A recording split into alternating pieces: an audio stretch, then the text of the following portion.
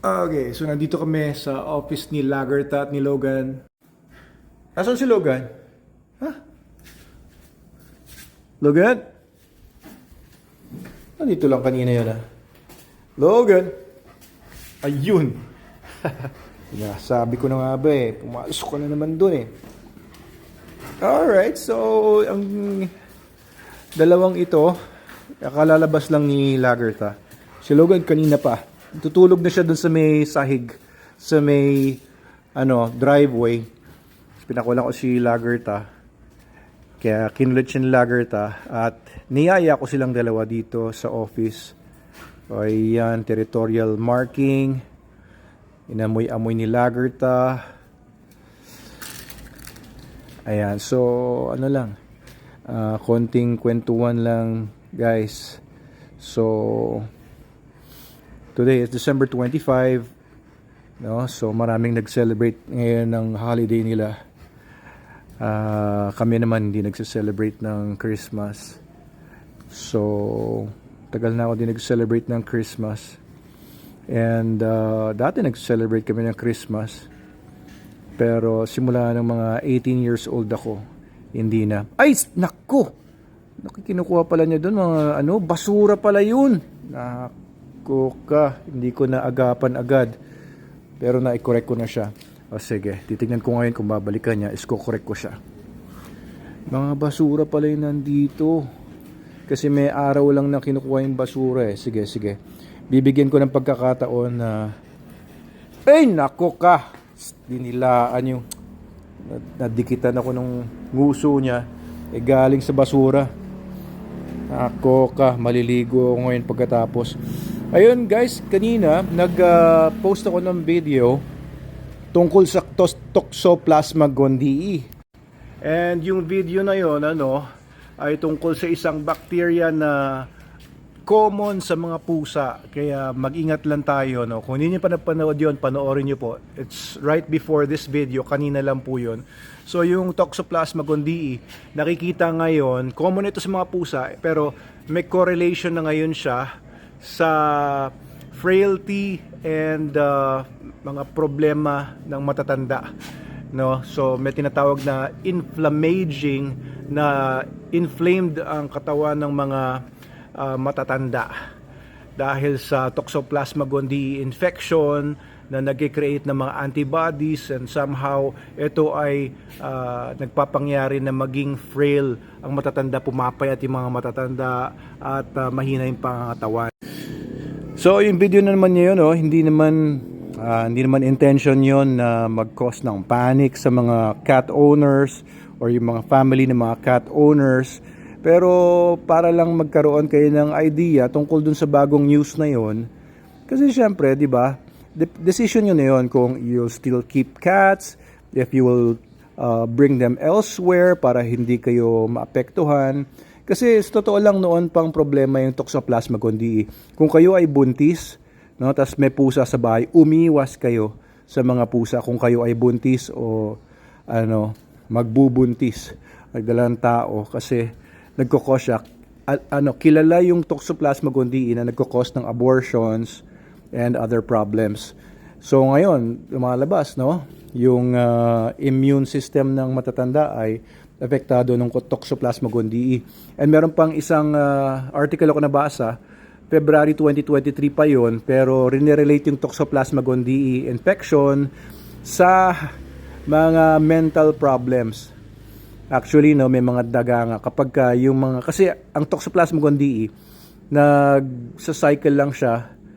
Ibig sabihin, nagre-reproduce siya sa mga pusa. Pero na-infect din niya ang iba-ibang mga warm-blooded animals.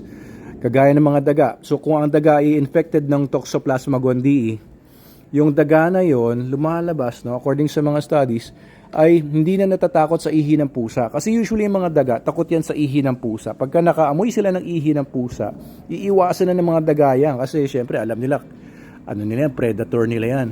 Pero yung mga apektado ng Toxoplasma gondii na mga daga, mas gusto na nila yung amoy ng ihi ng daga for some reason, So may epekto siya sa brain ng mga daga.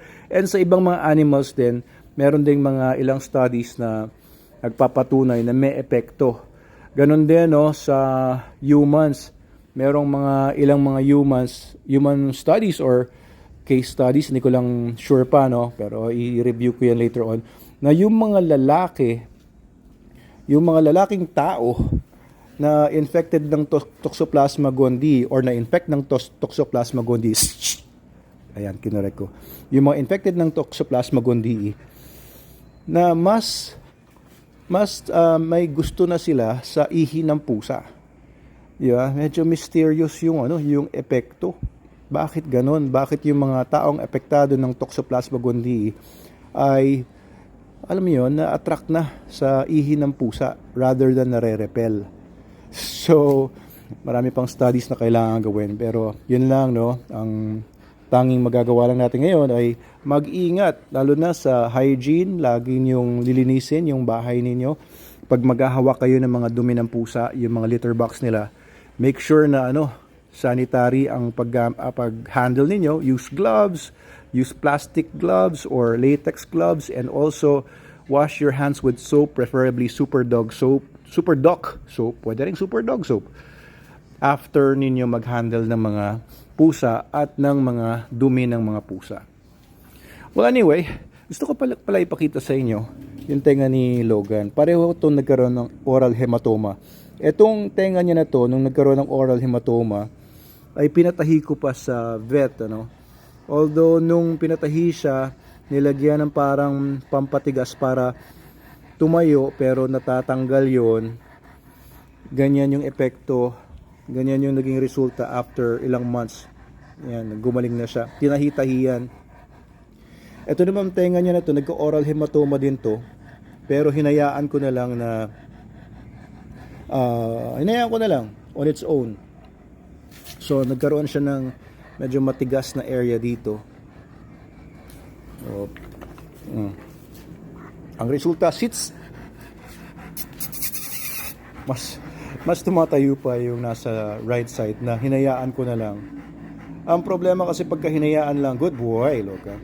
Hinayaan lang yung oral hematoma, maaaring nakakasakit yun sa mga dogs, and maaaring mag-recur lang, babalik-balik lang sa kanya. Pero kay Logan, hindi naman na bumalik. And parang mas nasaktan pa siya dahil doon sa surgical procedure doon. Dahil syempre tinahi-tahi yun. Mas maraming mga sugat na-incur doon sa tenga niya, pati doon sa cartilage. And oo nga pala, ito pa, request ni Sir Elmer Imperial, ang isa sa pinakamagagaling ng mga breeders ng mga Chihuahua and SDN user yon. SDN, the best dog food in the multiverse. Ang ginagamit ni Sir Elmer Imperial sa mga Chihuahuas niya. And sabi niya, baka Doc, pwede kang gumawa ng video na ine-explain kung anong pampatigas ng tenga ng aso.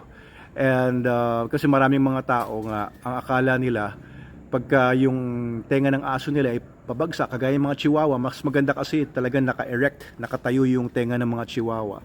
Ganon din sa mga Belgian Malinois, no? Mas maganda erect ang tenga nila. Ganon din yung mga Doberman na in-ear crop, mga Great Danes na in-ear crop, lahat ng mga dogs na mas maganda na naka-erect, nakatayo yung tenga.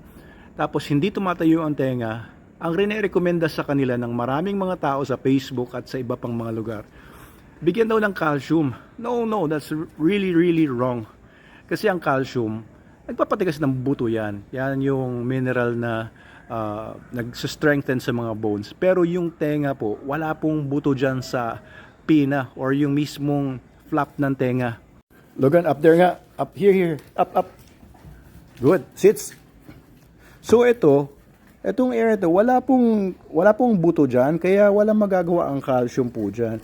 Ang nagpapatigas dyan sa part ng tenga na yan ay cartilage. Ang cartilage ay gawa sa protein. Ay protein po ang magpapatigas dyan. Kaya kung mahina yung protein ng dog food po ninyo or yung pinapakain sa aso ninyo, may chances nga na hindi tatayo yung tenga kahit na genetically ay dapat tatayo yung tenga. Pero may mga dogs hindi tatayo yung tenga because of genetics. Pero kung parehong nakatayo yung tenga ng magulang, hindi tumatayo yung tenga ng tuta, baka kulang po sa protein. And ang pinakamataas sa protein, animal protein, very bioavailable, is SDN42, guys. Yun lang muna, 10 minutes. Kwentuhan lang with Logan and Lagerta. Okay, uwi na. Let's go inside.